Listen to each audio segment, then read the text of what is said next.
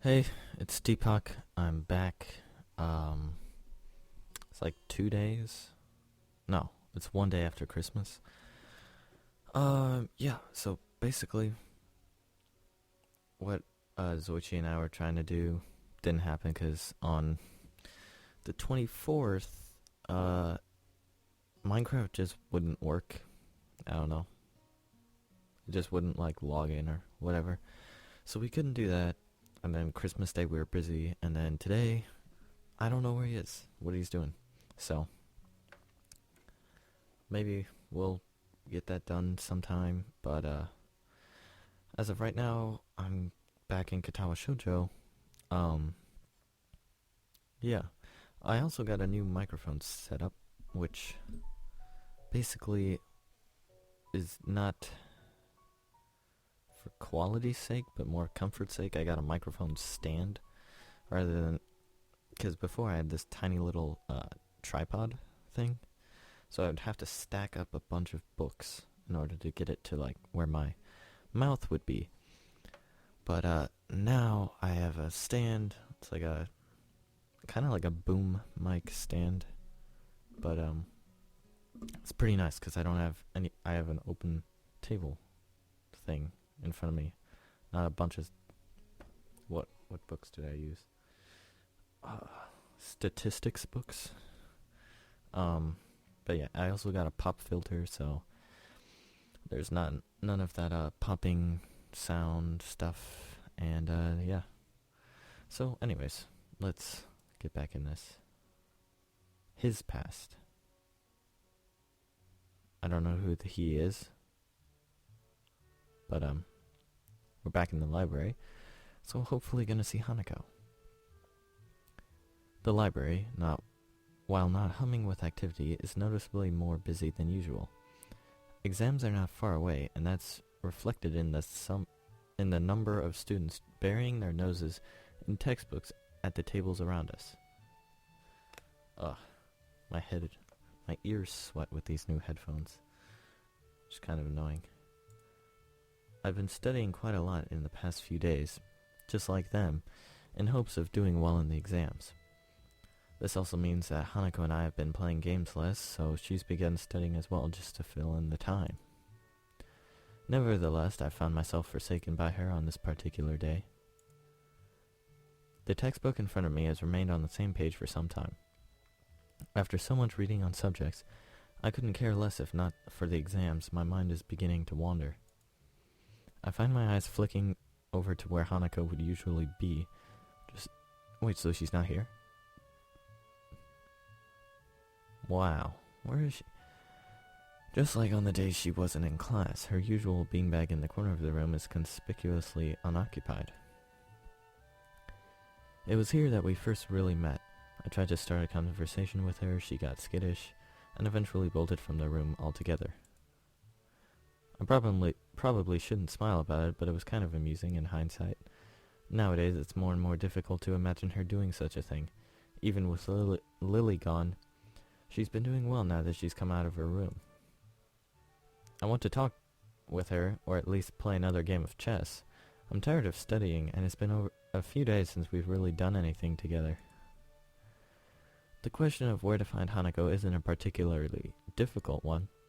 If she's not in the library, chances are that she's either in the tea room for some peace and quiet, or in her dormitory room.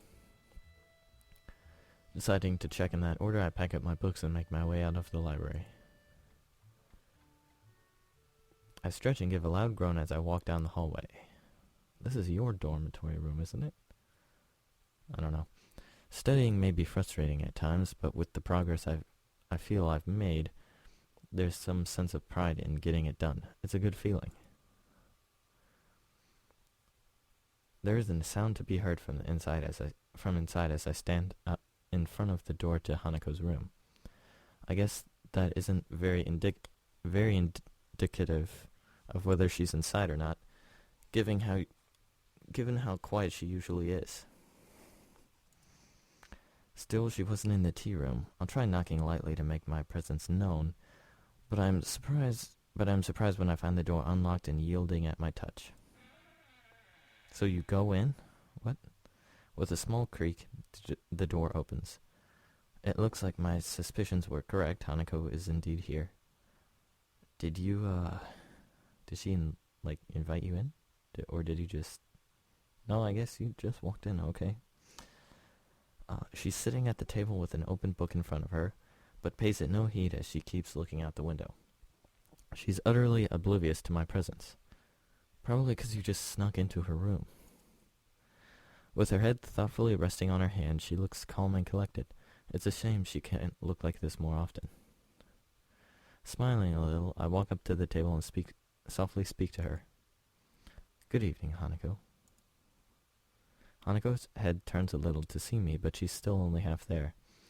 I put a hand on the table and lower my head to better look at her face, mildly curious about what mood she's in. What's up? She gasps a little, finally acknowledging my presence in the room for the first time. Hanako is blushing really heavily. Her mouth is open just a little, as if paused mid-sentence. Most striking, though, is what she's doing. She's looking directly at me. Her eyes are pinned on my own from such a close distance that I can almost see my reflection in them. They don't turn away nor move at all. They're absolutely still, just looking at mine. They're dark and give her an almost analytical air. Even when reading on subjects she has no interest in, she would appear to be wrapped in her work to a casual observer. She absorbs information very well, and even now I can feel that. I feel like I'm sensing something beyond those eyes that I never saw before. I don't know what it is, though. Hanako? Her lips move just a little, silently mouthing something. She looks like she's on the verge of saying something, but won't say it.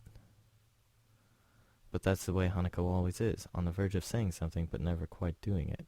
As I look intently into her eyes, I realize something. Everyone has their own thoughts, things they want to say, their own worldview. But I can't work out what Hanako wants to say, and I can't work out what she's thinking. I never have been able to. It's frustrating. It feels like I don't know her at all, despite all the time we've spent together. Sao? It's only now that I find myself blushing. I've been looking directly into Hanako's eyes from such a short distance with absolutely no regard for her, and she's been looking into mine without shirking away. I quickly look away while covering my face with my hand. Hanako does the same. Another awkward silence reigns. I hate these. At first I accepted them as just being a fact of life around Hanako, but now they feel like all they feel like is an affirmation of how little we're able to communicate. Some anger makes its way into the complex mixture of emotions I'm experiencing right now. I want to bridge the gap between us. Friends shouldn't have to tiptoe around each other like this. I speak before I can argue myself out of what I'm going to do. My scarring isn't as bad as Hanako's, and I possibly can't compare my life to hers, but I want to show her that she's not alone. Doing this in such a blunt manner might be the only way to get my point across. What are you doing? Hanako, I want to show you something. Hisao, what are you doing? I take a deep breath to prepare myself. This could backfire badly, but I feel as if we've come close enough for this to be okay. Hisao, what are you doing? What are you showing her? I'm not going to strip naked or anything weird. I'm just going to take off my shirt. Okay. Yeah, that would be kind of weird. Hanako's eyes grow to the size of saucers. Her face is an amusing mixture of curiosity and nervousness as she stands. It helps take the edge off my own nervousness at doing this in front of another person. Slowly, with my entire body feeling tense, I unknot my tie and begin to loose the first of my buttons, trying to mentally block out Hanako to make this easier, but it's not really working. As I work my way down, I expect to hear some form of protest from her. She remains silent, though, which makes this feel even stranger. With the last of my shirt unbuttoned, I take a breath and look at her. Okay. Hanako's gaze is fixed on my scarring. Oh, from your surgery. Okay. I get it. Kind of.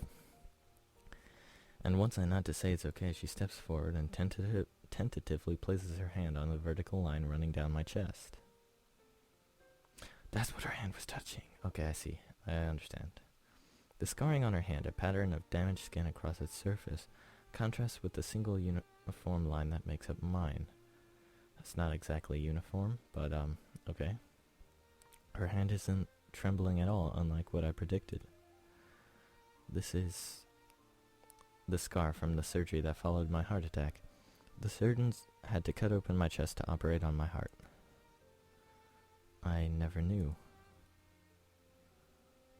I'm gonna quick screen cap. That's not what I wanted. Not what I wanted at all. Show image. Boom. Return. Hanako's words are calmer and softer than usual. The soft feeling of her fingers moving from my scar to my breast makes me hesitate a little before continuing on.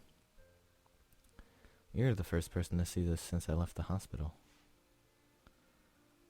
But why are you showing this to me?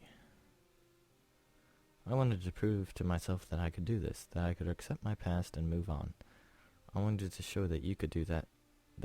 I wanted to show that to you as well. She nods. From her reaction, she seems to know how difficult this is for me. More than anything, the scar represents a visible reminder of my condition. A reminder that I'm not normal anymore. That's something that, until now, I had tried my hardest to ignore. As the minutes tick by, Hanako's gaze lingers. Her eyes look less focused on my scarring than before. The situation feels a bit different than it previously did, and makes me feel slightly uncomfortable. Her hand retreats and I draw my shirt closed and begin to button it up. Her blushing face suddenly returns to its typical tense and timid state as she looks away. The room is completely silent as I fix my shirt and tie, feeling put off after such an unexpectedly intimate moment. So, I guess you're not the only one that's scarred. Hanako smiles a little at the joke, thankfully lightening the atmosphere a bit. Thank you, Hisao. I think I understand. I give a long sigh of relief. I didn't really know how she'd take it, but I'm glad everything seems to have worked out as I hoped. Hanako's smile only proves that further. I'm finding the path I want to follow now, and what Hanako needs to do is to find her own. It's something I can't help her with, and it's something that she needs to overcome her past in order to do. Hanako checks her watch. It's getting late by now. How long were you two standing there? Hisao, yeah, I'd better be going. I'll be thankful for some sleep. It's been a long day after all. Good night, Hanako. Good night. I make my way out of her room and into the hallway, remaining silent as I do so. I think both of us have gone through a few emotions today. And a new day already. Gonna drink some soda. Help my throat a bit, maybe. I don't know. The heat of the summertime sun beats down on my sweating brow. Dabbing it with a handkerchief doesn't help too much in making me more comfortable. What song is this?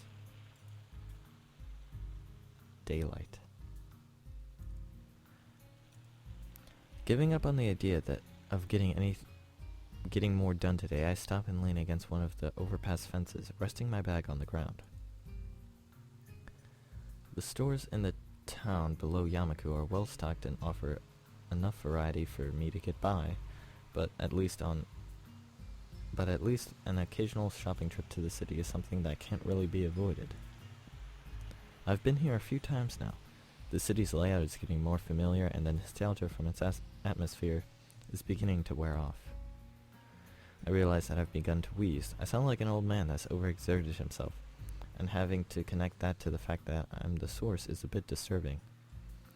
I put a hand on my chest and concentrate for a bit to make sure I haven't gone far enough to cause any further problems.